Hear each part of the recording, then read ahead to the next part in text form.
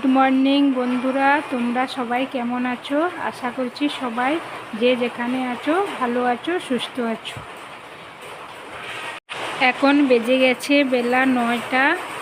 আর আজকে সকালে কিন্তু আমি সকাল 6টা থেকেই ঘুম থেকে উঠেছি।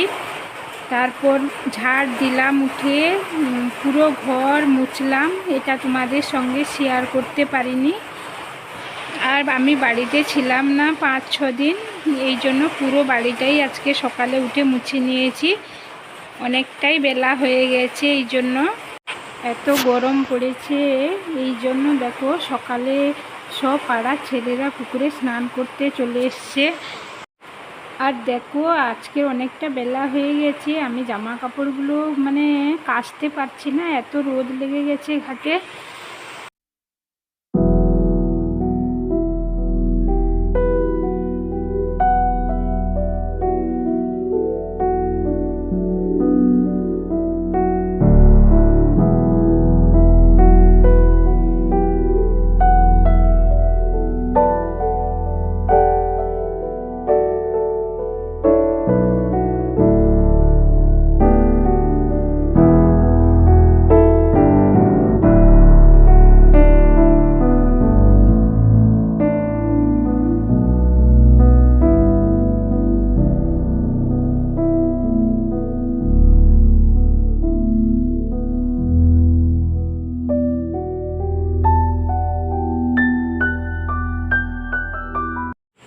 আমি জামা কাপড়গুলো ধুয়ে নিয়ে বাড়িতে চলে এসেছি তাড়াতাড়ি করে। দেখো জামা কাপড়গুলো সব মেলিয়ে দিয়েছি।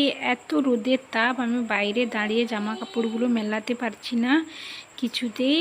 যাই হোক করে মেলিয়ে দিয়ে বাড়ি চলে যাব। আর ছেলে জানো তো ঘুমিয়ে আছে, একটু খেয়েছিল আর খাওয়ারটাও ঠিকঠাক মতো খায়নি, হাফ পড়ে আছে, আবার ঘুমিয়ে গেছে। ও একা বাড়িতে আছে, আমার বড় ছেলে বাড়িতে নেই, ও তার মামা বাড়িতে থেকে গেছে। তো আমি যাই হোক করে রোদে মেলিয়ে দিয়ে আগে বাড়িতে গেলেই শান্তি।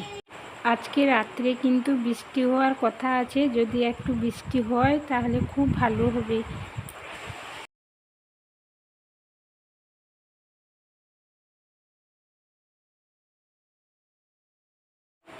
জানো তো জামা কাপড়গুলো আমি বাইরে মেলিয়ে দিয়ে বাড়িতে গিয়ে পুরো 1 ঘন্টা বসেছিলাম, ফ্যান চালিয়ে পুরো ঘামে ভিজে গেছিলাম। তারপরে দেখো বাড়িতে কল আছে, কিন্তু আমি আজকে স্নান করিনি, এত গরম লাগছে, তাই আমি পুকুরে চলে এসেছি স্নান করতে।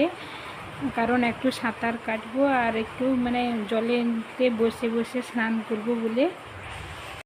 জানো তো পুকুরে স্নান করতে এত ভালো লাগছে, আমার তো পুকুর থেকে একটুও উঠতে ইচ্ছে করছে না।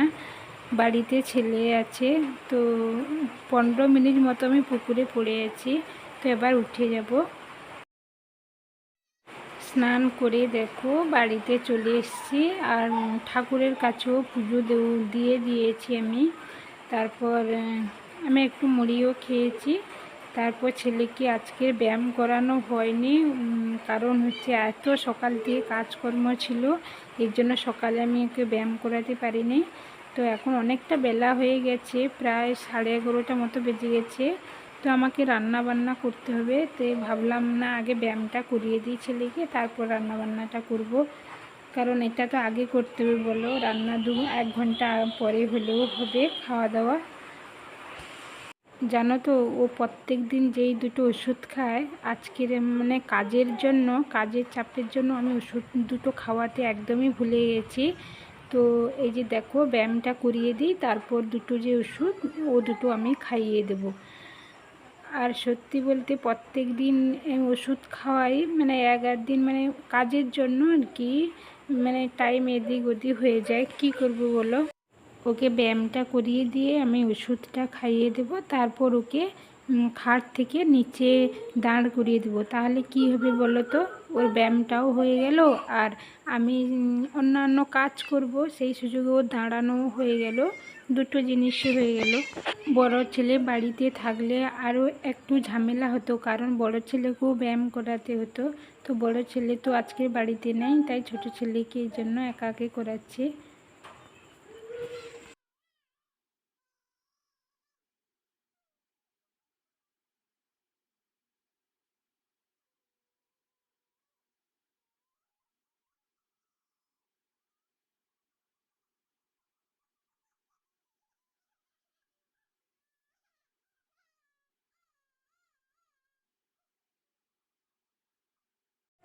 এখন বেজে গেছে দুপুর 12:15। এই তাড়াতাড়ি করে আমি ভাতটা বসিয়ে দিচ্ছি। দেখো ভাতটা বসিয়ে দিয়ে আমি ফ্রিজ থেকে মাছটা বের করে নিয়েছি। মাছটা দেখো এখনও বরফ ছাড়েনি, এই জন্য আমি ভালো করে নুন হলুদটা মাখিয়ে দিয়ে তারপর আমি কড়াই তুলে দেব। তেল দিয়ে মাছটা ভাজা হয়ে যাবে। আর আমি রান্নার জন্য এখনও পর্যন্ত আনাজ কুটিনি। মাছটা ভাজতে দেবো কড়াই, তারপর সেই সুযোগে আমি আনাজটা কেটে নেব। কারণ বুঝতেই পারছো আজকে অনেকটা দেরি হয়ে গেছে, ছেলেকে তো খাওয়াতে হবে।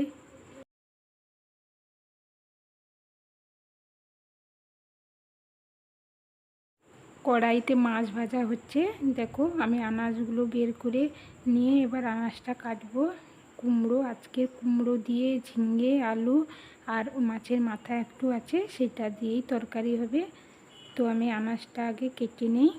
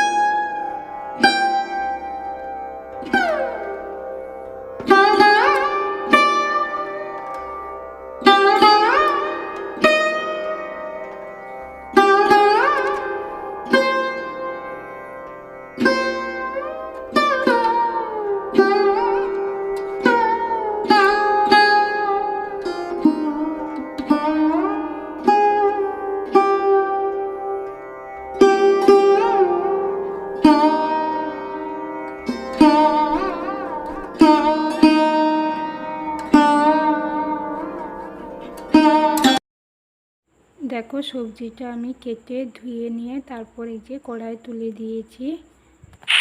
দেখো আমার ঘন্টটা এখানে প্রায় হয়ে এসছে, আর একটু হয়তো জল জল আছে, সেই জলটা শুকিয়ে গেলে তারপর আমি নামিয়ে নেব।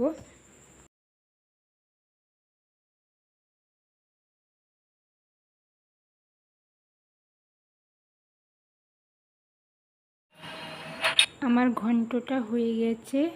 দেখো আমি কড়াইটা ধরে এবার নামিয়ে নিচ্ছি। তো আমার দেখো ঘন্টটা হয়ে গেছে। তারপর 3 পিস মাছ ছিল, এটা আমি কড়াইতে ভাজতে দিয়েছি। আর এই সুযোগে আমি ঝোলের মশলাটা বেটে নিচ্ছি। আদা রসুন আর জিরে একসঙ্গে বেটে নিচ্ছি। আর বুঝতেই পারছো অনেকটা বেলা হয়ে গেছে। আজকে শুধু মাছের ঝোল আর ঘন্ট দিয়েই দুপুরে খাওয়া দাওয়া হবে। তো ঝোলের মশলাটা তৈরি করে তারপর আমি ঝোলটা তুলে দেব।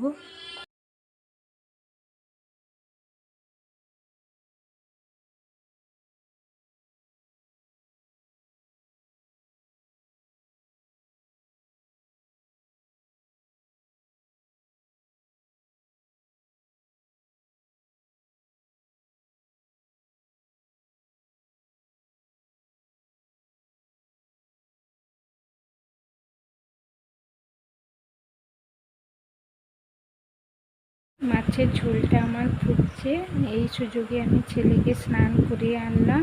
এনে দেখো জামা কাপড় ওকে পরিয়ে দিচ্ছি, আর মাথাটা চিরুনি করে দেব, তারপর ওকে খেতে দেব। তো সবাই ভালো থাকবে, সুস্থ থাকবে। এখানে ভিডিওটা আমি রাখছি।